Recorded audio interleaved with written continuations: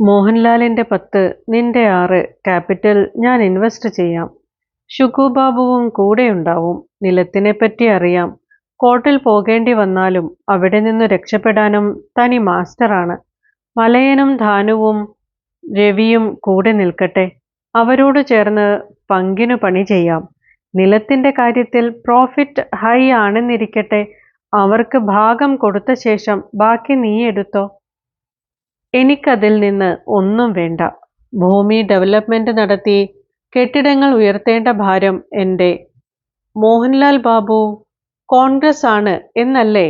അതിനെന്താ, തമ്മിൽ തമ്മിൽ ഒരു ഒത്തുതീർപ്പും പരസ്പരം അറിഞ്ഞിരിക്കലും വേണ്ടേ? വീണ്ടും അവർ അധികാരത്തിൽ വരില്ലെന്ന് ആരറിഞ്ഞു? മോഹൻലാലിന്റെ സഹോദരൻ നന്ദൻലാൽ മുനിസിപ്പാലിറ്റിയുടെ ചെയർമാനാണെന്ന കാര്യം മറന്നാൽ പറ്റുമോ? ഈ ബിസിനസ് നടക്കുമോ? ഭവാനി ബാബു ഭഗവാനായി തീർന്നു.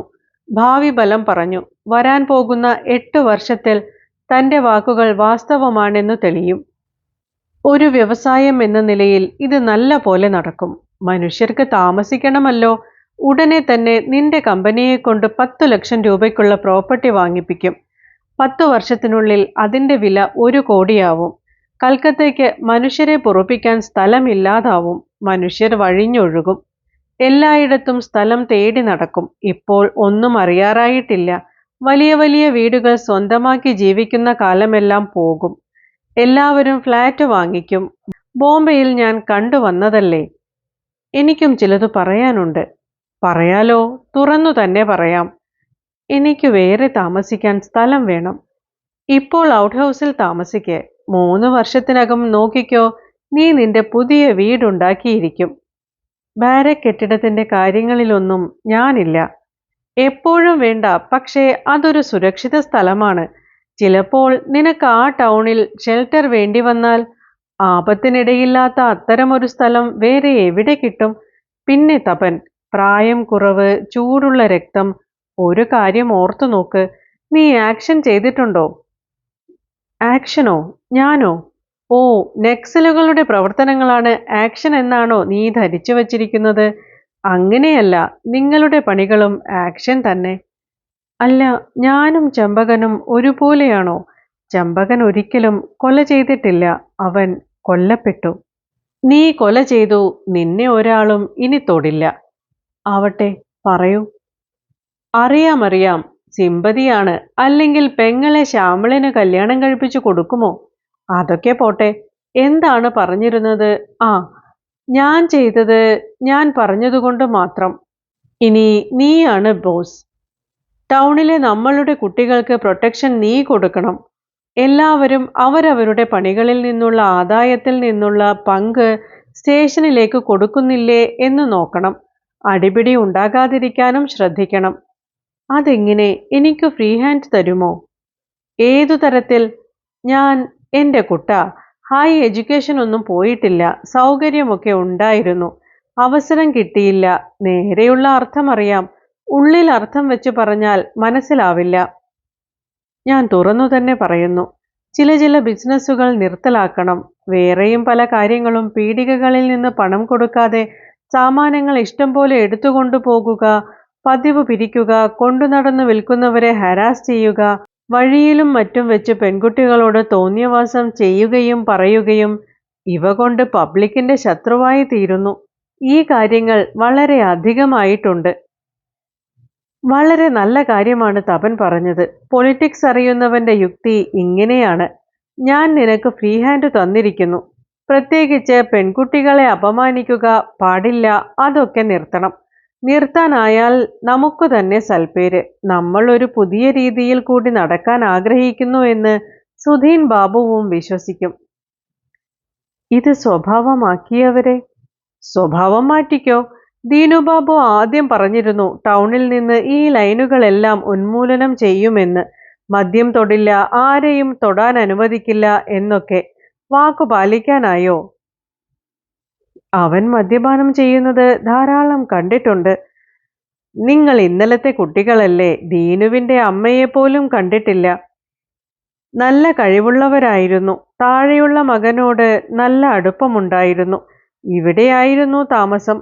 ദീനു ചീത്ത വഴിക്കു തിരിഞ്ഞതിന് ദീനുവിന്റെ ഭാര്യ അമ്മയെ ശകാരിക്കാറുണ്ട്. അമ്മ കൊഞ്ചിച്ചു തലയിൽ കയറ്റി മകനെ കേടുവരുത്തി എന്നവർ പറഞ്ഞു. അവൾ അതിനു പോന്നവളാണു താനും. അത്ര കഴിവില്ലാത്ത വീട്ടിലെ പെൺകുട്ടിയൊന്നുമല്ല. വിവാഹത്തിന് അച്ഛൻ സ്വർണം കൊണ്ടുള്ള മുകുടം കൊടുത്തിട്ടുണ്ടായിരുന്നു. അതൊക്കെ പറഞ്ഞിട്ട് എന്താ കാര്യം? അവനെ പിന്തിരിപ്പിക്കാനായില്ല. ഈ ദുഷ്ടപുത്രന്റെ മുഖം എനിക്കിനി കാണേണ്ടെന്നു പറഞ്ഞു അമ്മ മൂത്ത മകന്റെ അടുത്തേക്ക് പോയി. അവൻ ആദ്യമേ സോത്പൂരിൽ വീടുണ്ടാക്കി താമസമാക്കിയിരുന്നു. വക്കീലിന്റെ പണി, കക്ഷികൾ വേണ്ടത്ര, എത്ര വലിയ വീട്. പക്ഷെ മൂത്ത മകന്റെ ഭാര്യ അമ്മയെ വെറുത്തിരുന്നു. വായിൽ വന്നത് പറയും. തള്ള തീ വെച്ച് ആത്മഹത്യ ചെയ്തു. ഭവാനി ബാബു ചിന്താമഗ്നനായി. ദീനുവിനും കുറച്ചെങ്ങാനും പ്രാധാന്യമാണോ ബോംബുണ്ടാക്കുമ്പോൾ കൈതെറിച്ചു പോയി. എത്ര വലിയ നേതാക്കന്മാരാണ് കാണാൻ പോയത്. ആ മനുഷ്യൻ മരിച്ചപ്പോൾ ആരും വന്നില്ല. ഭവാനി ബാബു പറയുന്നത് കേട്ടാൽ ദീനുബാബുവിന്റെ മരണം സാധാരണ മട്ടിൽ സംഭവിച്ചതാണെന്ന് തോന്നും. തപൻ അവനെ കൊല്ലുകയേ ചെയ്തില്ല എന്ന പോലെ തപന്റെ കണ്ണുകൾ ചുവന്നു വന്നു. ഭവാനി ബാബു തന്നെ പരീക്ഷിക്കുകയാണോ? സിഗരറ്റ് വലിക്കണോ? വലിച്ചോ. വേണ്ട, വളരെ കുറച്ചേ വലിക്കാറുള്ളൂ.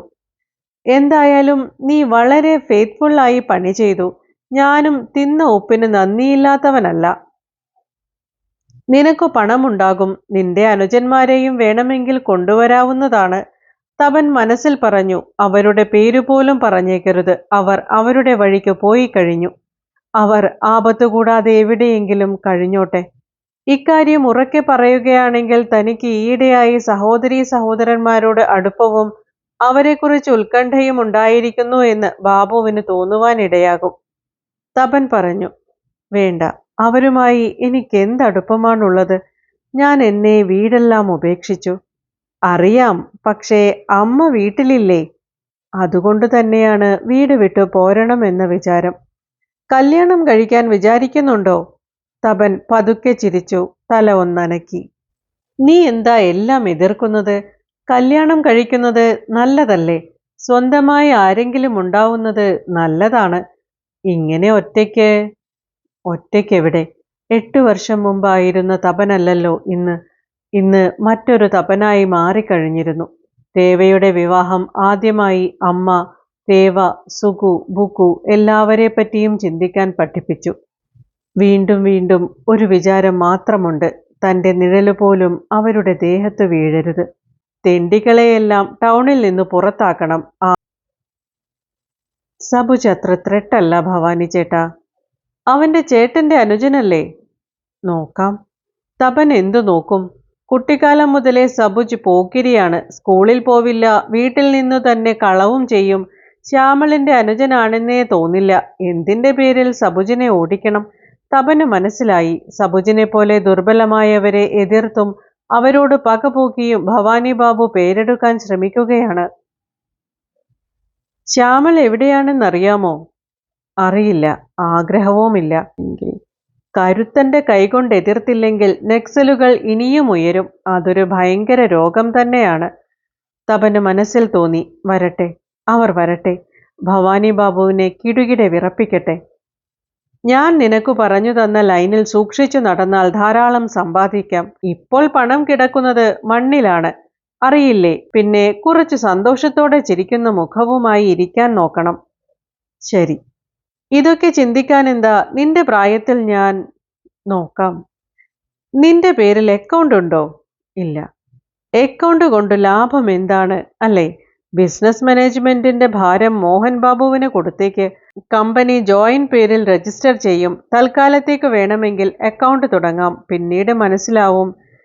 ഇരുമ്പ് സേഫിൽ പണം വെക്കുന്നതാണ് കൂടുതൽ നല്ലത്. തപൻ പതുക്കെ ചിരിച്ചു.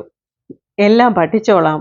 ആദ്യം പണമുണ്ടായിരുന്നില്ല, അതിനാൽ വെക്കാനും അറിഞ്ഞില്ല. പണമുണ്ടായാൽ സൂക്ഷിക്കാനും പഠിക്കും. ഒരു കാര്യം പറയാമോ? എന്താണ്? ഭരതൻ, ദീനുബാബു, ഇറാനി എന്നിവരുടെ കൊലയെപ്പറ്റി പോലീസ് ആക്ഷൻ ഒന്നും എടുക്കാത്തതെന്താ? ഭവാനി ബാബുവിന്റെ കണ്ണുകളിലെ ഭാവം മാറി. പറഞ്ഞു. കൊലയാളികളെ പിടികിട്ടിയിട്ടില്ല. അവർ രക്ഷപ്പെട്ടു. കേസ് ഇപ്പോഴും ഓപ്പൺ തന്നെയാണ്. പിടിച്ചേക്കാം. വളരെ നാൾ തേടിയിട്ടും പിടികിട്ടിയില്ല എന്ന് പറഞ്ഞേക്കാം. നീ ശരിക്ക് നടന്നോ, അപ്പോൾ കേസൊക്കെ ഇല്ലാതാവും. ദീനുവിന്റെ കാര്യത്തിൽ അവന്റെ ഭാര്യ ശ്രമിച്ചേനെ. മോഹൻലാൽ പ്രോത്സാഹിപ്പിച്ചില്ല. ഒരു മകനുണ്ടല്ലോ, അതിനാൽ ധൈര്യമില്ല. ഇറാനിയെ പറ്റി ആര് വിചാരിക്കാൻ? അതും ശരിയാണ്. അതും ഇതും ചിന്തിക്കാതിരിക്കുക. പത്രത്തിൽ ഇപ്പോൾ ഒന്നും ആരും എഴുതില്ല. പിന്നീട് എന്തുണ്ടാവുമെന്ന് ആർക്കറിയാം? തപൻ ദീർഘനിശ്വാസം വിട്ടു. ഏയ് ഇല്ല, അതും ഇതും ചിന്തിക്കാൻ എന്തിരിക്കുന്നു? ഞാൻ ചിന്തിച്ചോളാം, നീ ജോലി ചെയ്താൽ മതി. ശരി, ഇരിക്ക്, ഞാൻ കുളിച്ചു വരാം. ഊണ് കഴിച്ചിറങ്ങിക്കോ. ബാത്റൂമിൽ പോകണോ? വരാന്തയിൽ വലതുവശത്തായി ഉണ്ട്. ബാത്റൂമിൽ പോകണോ? വരാന്തയിൽ വലതുവശത്തായി ഉണ്ട്. ഭവാനി ബാബു എണീറ്റു പോയി. ടൈഗർ ഒന്നനങ്ങിയിരുന്നു. ഒരു വാക്കുപോലും ഇതേവരെ പറഞ്ഞില്ല. ഒന്നനങ്ങിയതുപോലുമില്ല. ആശ്ചര്യം തന്നെ. ടൈഗർ പറഞ്ഞു, ഞാൻ എത്ര പറഞ്ഞു തന്നു സൂക്ഷിച്ചു വേണം സംസാരിക്കാനെന്ന്. നീ അതും കേട്ടില്ല. എല്ലാം ശരിയാവും, എല്ലാം പഠിച്ചോളാം ടൈഗർ.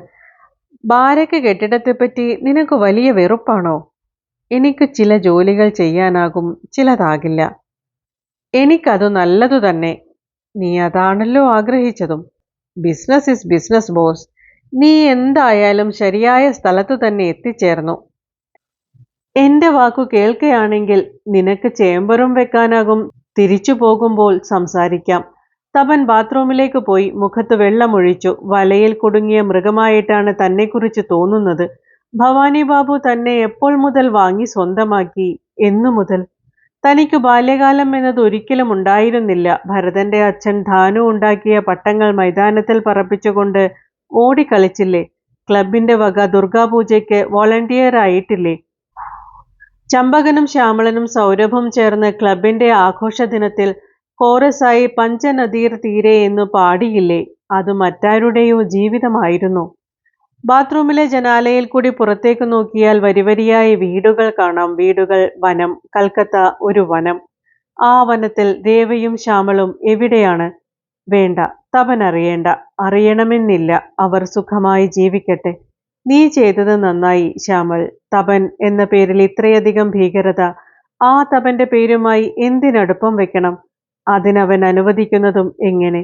തപൻ ചെയ്തതെല്ലാം ശ്യാമൾ ചെയ്തിരുന്നുവെങ്കിൽ ശ്യാമളിന്റെ സഹോദരിയെ തപന് വിവാഹം കഴിക്കേണ്ടി വന്നാൽ ഇങ്ങനെ തന്നെ പറയുമായിരുന്നു.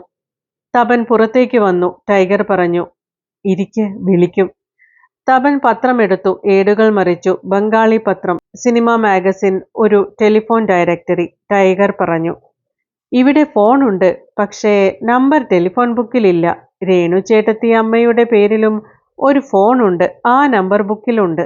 വീട് കണ്ടോ? മുഴുവനും ജയ്പൂരിലെ മാർബിൾ ആണ്. വാതിലും ജനലും നോക്ക്.